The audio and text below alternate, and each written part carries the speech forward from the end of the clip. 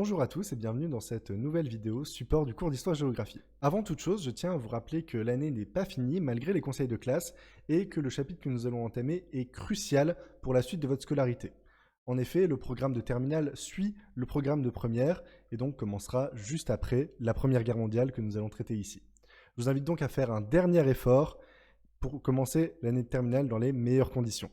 Comme annoncé la semaine dernière, nous allons aujourd'hui entamer le dernier thème d'histoire de l'année portant sur la Première Guerre mondiale ainsi que ses conséquences. En effet, notre dernier chapitre portait sur la Troisième République et nous avions eu l'occasion de travailler un petit peu les caractéristiques de ce nouveau régime, les grandes réformes ainsi que le développement de l'empire colonial français.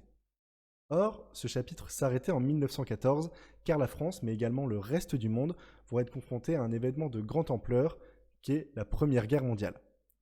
Ce conflit va démarrer en Europe, mais va se développer assez rapidement au reste du monde pour des raisons que nous aurons l'occasion d'étudier au cours de ce thème. Je vous invite donc à écrire ce que je vais vous afficher dans un instant, à savoir le titre de ce chapitre, qui est le thème 4, la Première Guerre mondiale et la fin des empires européens. Avant toute chose, nous allons commencer par un peu de contexte que je vous invite à prendre en note. Donc, à la veille de la guerre, l'Europe est en proie à des tensions.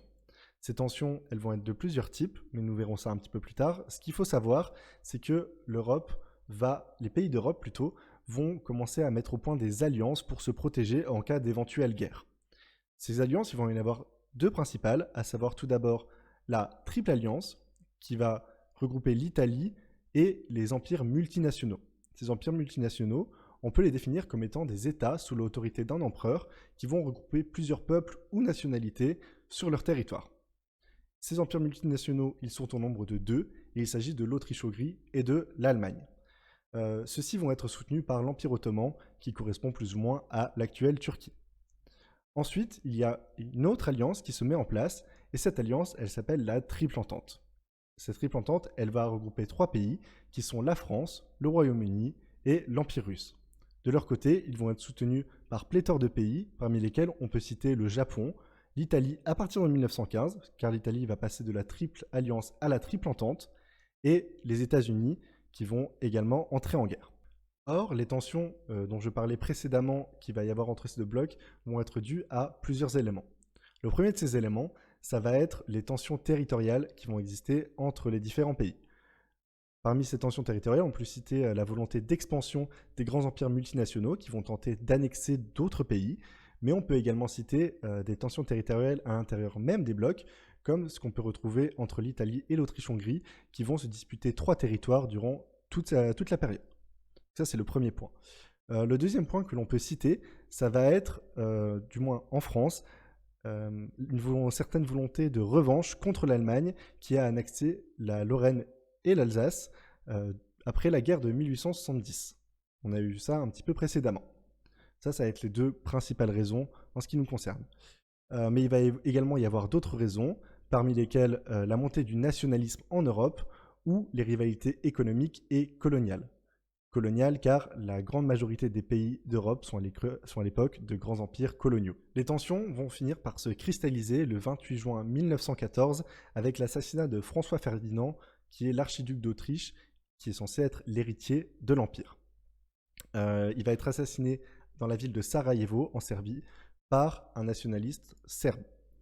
L'Empire fait en effet pression sur la Serbie pour essayer d'annexer ce territoire, de l'intégrer dans son sein. Cet événement va provoquer des événements en chaîne, vraiment une réaction en chaîne, qui va mettre le feu aux poudres en Europe.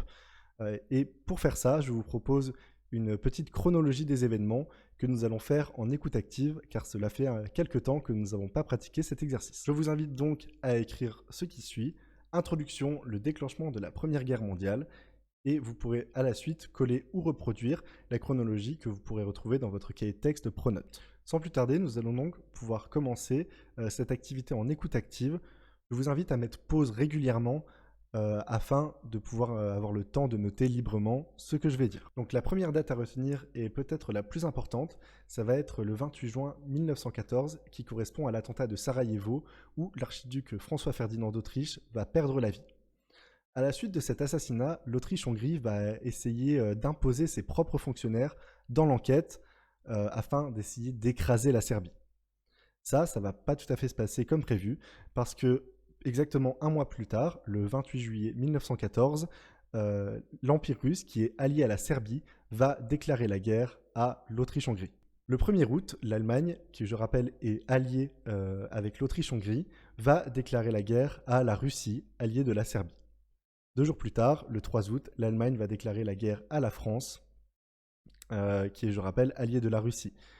Ça c'est dans tous les cas passé à 2 jours près, 2-3 jours près, parce que la France comptait déclarer la guerre à l'Allemagne, car on a vu, on a une certaine volonté de revanche de la part des Français. Le 6 août 1914, ça va être au tour de l'Autriche-Hongrie de déclarer la guerre à la Russie. Puis le 11 août, c'est la France qui va déclarer la guerre à l'Autriche-Hongrie. Le Royaume-Uni va emboîter le pas à la France, car le 13 août, donc 2 jours plus tard, l'Angleterre va également déclarer la guerre à l'Autriche-Hongrie. Enfin, le 23 août, c'est au tour du Japon, qui est un allié de la Triple Entente, de déclarer la guerre à l'Allemagne. Donc c'est ici que le conflit commence à prendre une envergure internationale. Le conflit n'est plus juste en Europe.